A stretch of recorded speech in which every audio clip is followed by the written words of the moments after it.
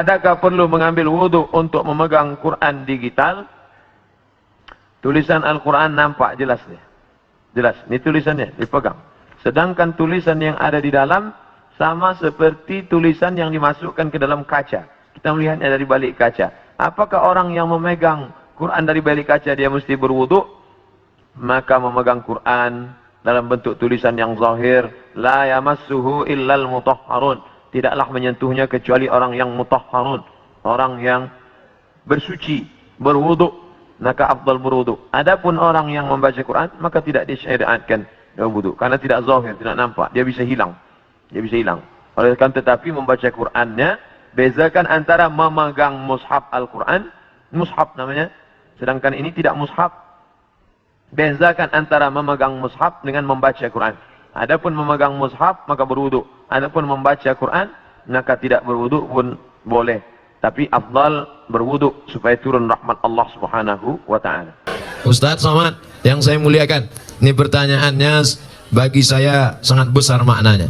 Seorang ibu hamil duluan, baru menikah. Bagaimana status anak tersebut? Perempuan yang hamil duluan, baik sebulan, 2 bulan, 3 bulan, 4 bulan, 5 bulan, 6 bulan, 7 bulan, dinikahkan, nikahnya sah. Nikahnya sah. Buka nama kitabnya Al-Fiqhul Islami wa Adillatuh. Nama penulisnya Syekh Wahba Az-Zuhaili dari Suriah, Damaskus. Dekan Fakultas Syariah Universitas Damaskus. Jadi Pak Kua tak perlu nanya, ini berapa bulan? Itu bukan pertanyaan Pak Kua, itu pertanyaan dokter. Nikahkan saja. Aku nikah. Dari bunyi tangan calon mertua itu bisa kau tebak itu sudah hamil duluan apa tidak. Kalau yang belum hamil itu lembut dia. Hai menantuku. Itu belum hamil tuh. Tapi kalau menantu. Aku nikahkan dengan tunai. Usah sini lagi. Aku pijakkan ini mencongkok. Nah itu udah hamil tuh.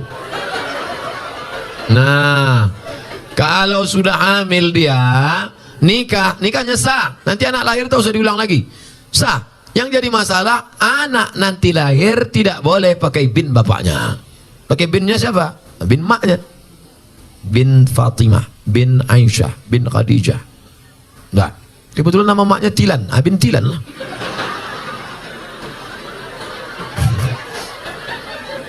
Dua. Kebetulan anak ini lahir laki-laki. Anak yang dalam kandungan tadi lahir, anaknya laki-laki. Lahir adiknya sudah itu perempuan. Adiknya perempuan. Adiknya perempuan, mati ayahnya. Ustadznya lah kasar kali mati ayahnya. Adiknya jadi perempuan. Nanti kalau mau menikah, si abang tadi tak bisa jadi wali karena hubungan mereka saudara seibu tak bisa jadi wali. Tiga, bapak meninggal, si ayah meninggal, si anak tak dapat harta warisan karena tak ada hubungan nasab. Empat, kebetulan anak pertama tadi anak gadis, cantik, dipinang anak lajang. Pas nikah nanti si bapak tak bisa jadi wali. Walinya wali hakim Pak Kua. Banyak sekarang yang ngotot, saya walinya. Oh tak bisa mas bro. Apa salah saya? Saya kan bapaknya. Tengok wajahnya kan mirip. Mirip tak bisa. DNA tak laku. Salah saya apa? Kau mencoblos sebelum hari H. Tak bisa. Sebagaimana kita maklum bahwa bulan Rabiul Awal adalah bulan Maulid Nabi besar Muhammad sallallahu alaihi wasallam. Dalam rangka menyambut dan memuliakan bulan ini, diadakan kegiatan Maulid dengan berbagai istiadat daerah masing-masing, maklum memuliakan meneladani Rasulullah sallallahu alaihi wasallam. Namun pada saat yang sama ada kalangan tertentu mengklaim sebagai ahlus sunnah, mengatakan kegiatan semacam ini bid'ah, sesat dan menyimpang dari sunnah sallallahu alaihi wasallam. Saya tidak bisa jawab.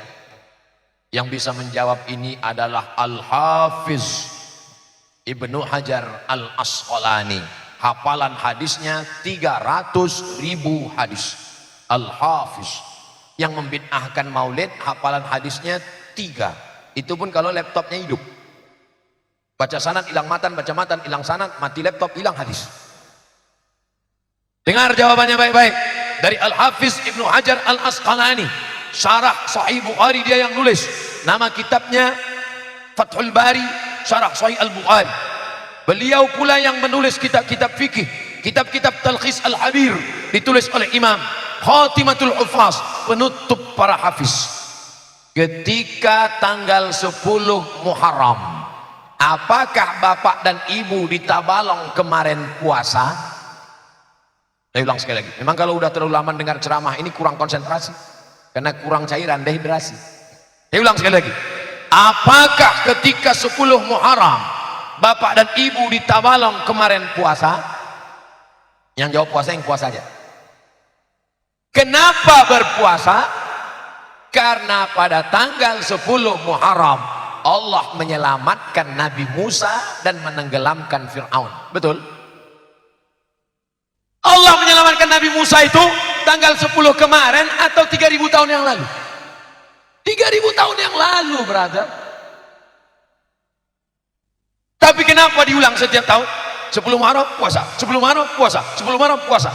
Itulah dalil boleh memulangi maulid bertahun-tahun setiap bulan Rabiul Awal. Kenapa? Karena boleh mensyukuri nikmat yang sama pada tanggal yang sama diulangi bertahun-tahun. Itu yang jawab bukan Abdul Somad. Nanti kalau Abdul Somad yang jawab, apa itu Abdul Somad? Gak ada ilmunya, Ustaz ece-ece. Ini yang jawab Al-Hafiz Ibnu Hajar Al-Asqalani, dikutip oleh Al-Hafiz Jalaluddin Abdurrahman As-Suyuti, nama kitabnya Al-Hawi lil Fatawi. Buka kitabnya. Boleh mengulang nikmat. Kalau nikmat selamatnya Musa, tenggelamnya Fir'aun, boleh diulang tiap tahun. Adakah nikmat yang lebih besar daripada itu? Ada. Nikmat apa? Nikmat lahirnya Sayyidina wa Maulana Muhammad sallallahu alaihi. Jelas? Perlu tambahan? Oke, kita tambah. Yang kedua, ada seorang laki-laki namanya Abdul Uzza, bukan Abdul Somad. Abdul Uzza, nama Tuhannya Lata, Uzza, Manat, Hubal, Jibti, Tagut, Naham. Abdul Uzza, hamba Uzza, namanya Abdul Uzza. Nama kerennya Abu Lahab.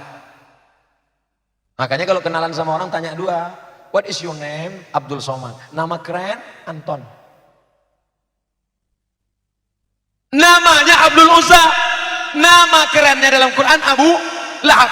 Abu Lahab punya budak pembantu hamba sahaya, namanya Suwaibah. Siapa namanya? Suwaibah, pakai sa. Suwaibah. Dia pun panggil, Suwaibah, datang kemari, jaga adik ipar saya yang sedang hamil tua. Nanti kalau dia lahirkan anak, sampaikan berita kemari. Oke, tuan. Maka Suwaibah pun menjaga adik iparnya bernama Aminah yang sedang hamil tua. Begitu Aminah melahirkan anak, Suwaibah pun pulang. Good afternoon, Mr. Abu Lahab. Selamat malam, wahai Abu Lahab. Ya, ada apa? Keponakanmu sudah lahir. Laki-laki apa perempuan? Kalau perempuan, kubur hidup-hidup. Laki-laki, tuan. Saking senangnya Abu Lahab, apa kata Abu Lahab? Wahai Suwaibah, sejak malam ini engkau tidak lagi jadi budak, kau angkat menjadi manusia merdeka, bebas sebebas-bebasnya. Abu Lahab bersedekah pada malam Maulid Nabi, bebas seorang budak hamba sahaya. 1 ekor onta paling murah sekarang 70 juta. Itu pun onta-onta yang sudah pensiun. Jadi kalau onta 70 juta, budak hamba sahaya 100 juta. Abu Lahab bersedekah malam Maulid Nabi 100 juta. Kalau ada orang Tabalong sedekah sahur 100 juta Maulid Nabi, itu baru selevel dengan Abu Lahab. Makanya untuk menyenangkan hati Rasulullah SAW, pas acara Maulid kelahirannya, potongkan sapi, potongkan kambing, potongkan ayam, bagi manisan-manisan. Jangan lupa potongkan itik. Undang kaum muslimin muslimat dengan syarat, ini syaratnya ketat Maulid ini 5. Yang pertama baca Quran, yang kedua baca Maulid, yang ketiga tausiah, yang keempat doa, yang kelima makan-makan. Kalau cukup syarat itu laksanakan. Tapi kalau ada maksiat di dalam, maka tinggalkan. Tapi insya Allah Maulid-Maulid yang dibuat umat Islam itu semuanya bernilai ibadah, insya Allah. Amin ya rabbal alamin. Kami minta, bagaimana cara menemukan jodoh kita tanpa pacaran, Pak Ustadz?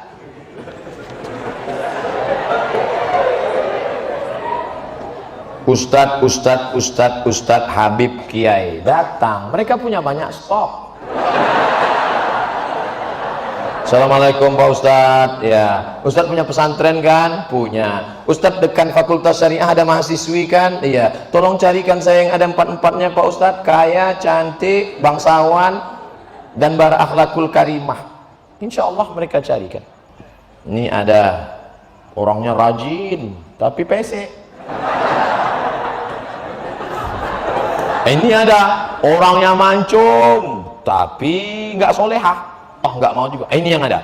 Ini cantik, bangsawan, keturunan orang baik, solehah, jilbabnya panjang. Yang ini aja, tapi baru meninggal.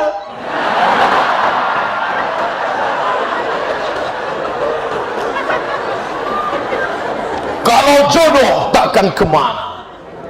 Itu kata-kata indah, tapi harus ada usaha. Ustadz ceramah diberi air minum. Ini nyindir nih, enggak? Diberi air minum.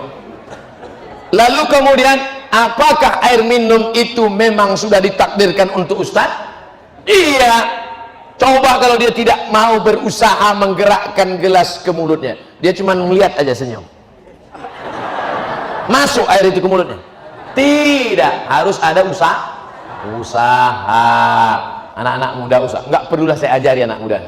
Tanya bapak-bapak. Bapak ini malah udah ada yang dapat 2, ada 3.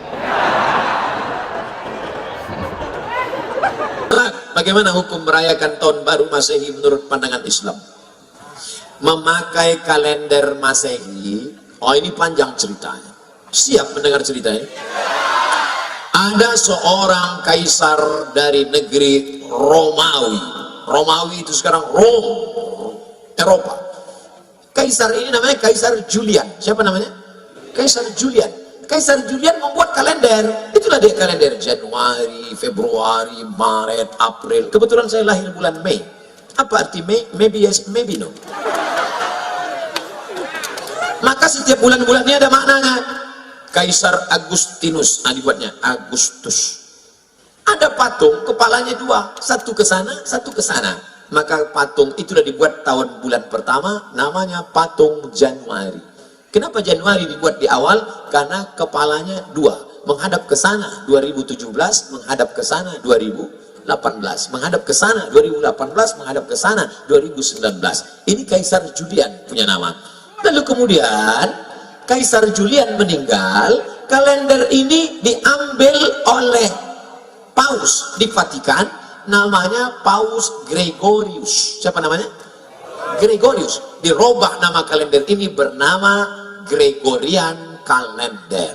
Makanya cari di internet Gregorian Calendar, karena yang membuatnya Paus Gregorius. Dimodifikasinya ketika PBB, bukan pajak bumi bangunan, Persatuan Bangsa-Bangsa, kalau bahasa daerahnya United Nation, bangsa-bangsa, United persatuan, Manchester United itu sepak bola. Berkumpul bangsa-bangsa, akhirnya PBB mengambil kalender dari Vatikan Gregorian, dipakailah yang dulu sebelumnya kerajaan Goa, kerajaan Islam di Sumatera, kerajaan di Jawa memakai kalender Hijriah Nabi Muhammad SAW untuk diseragamkan di seluruh dunia. Indonesia masuk anggota PBB, dikirimilah kalender itu. Maka Abdul Somad pun memakai kalender itu. Abdul Somad lahir 18 Mei tahun, biarlah rahasia antara kita. Saya lahir 1977, umur 42, walaupun kelihatan seperti 22.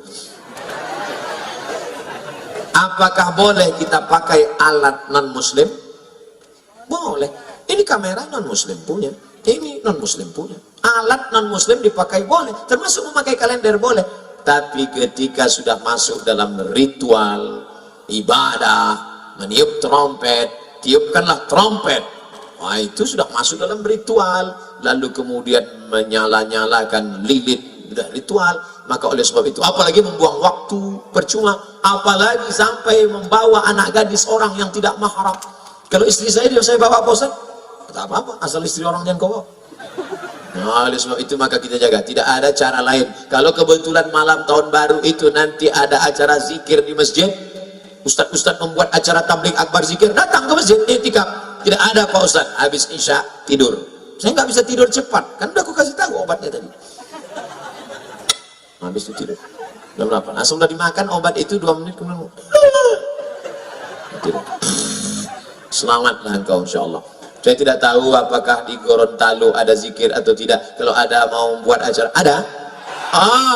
Bagus, datang, hadir, pokoknya datang. Zikirnya dibuat dari jam 9, 10, 11, 12, 1, etikaf, salat tahajud, pulang.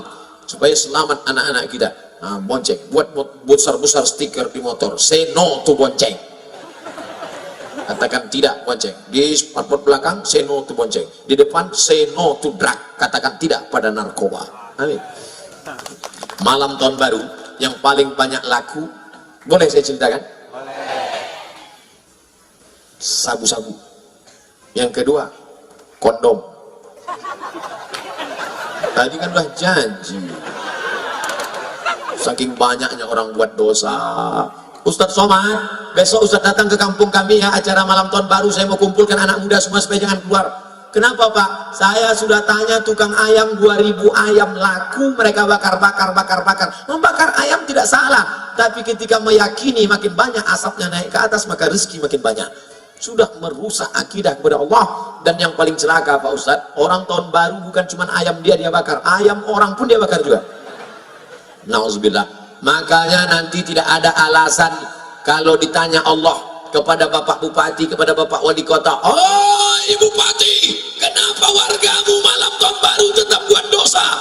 Aku sudah buatkan zikir ya Allah, mereka tak datang. Maka alhamdulillah kita jaga negeri ini supaya tetap menjadi negeri baldatun thayyibatun rabbun ghafur.